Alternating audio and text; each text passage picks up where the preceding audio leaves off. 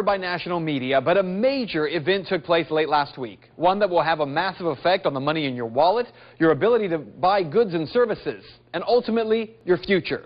It's something called QE3, and tonight, what it means for you. This is a reality check you won't see anywhere else.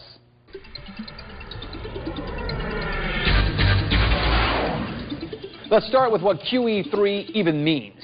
QE, it's short for quantitative easing. The 3, because since the Wall Street mess of 2008, there have been 2 other attempts at quantitative easing by the Federal Reserve.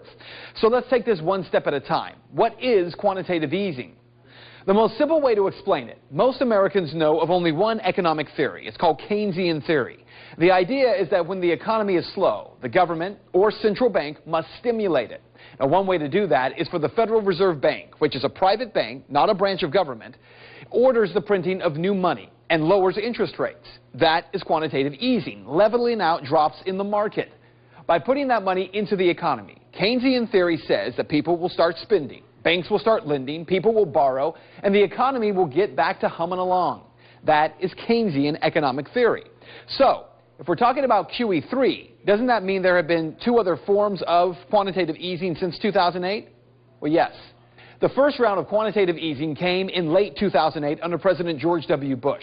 In order to resolve the housing crisis, the Fed initiated purchases of $500 billion in mortgage-backed securities. Because remember, bad mortgages were the problem, right? In late 2008, the Fed cut the key interest rate to near zero. QE1. A year later, Bernanke was added again, though. QE2 was different from QE1. Under QE2, from November of 2010 to June of 2011, the Federal Reserve went to work buying up $600 billion in U.S. Treasury bonds to spur the economy. But again, it didn't work. But since QE2 funds didn't fuel economic growth in the U.S., what did they do? Well, it put additional cash reserves in European banks. During the QE2 funding period, cash reserves of foreign banks grew from $308 billion to $940 billion, the same amount as the increase in the Fed's reserve balance. So, let's be clear. QE1 printed money, gave it to banks to fix the mortgage crisis, but it didn't work. The average person wasn't helped, but banks got billions of dollars.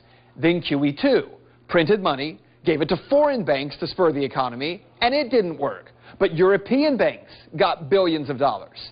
I bet you can guess what QE3 does. To start with, we really shouldn't call it QE3. We should more correctly call it QE infinity.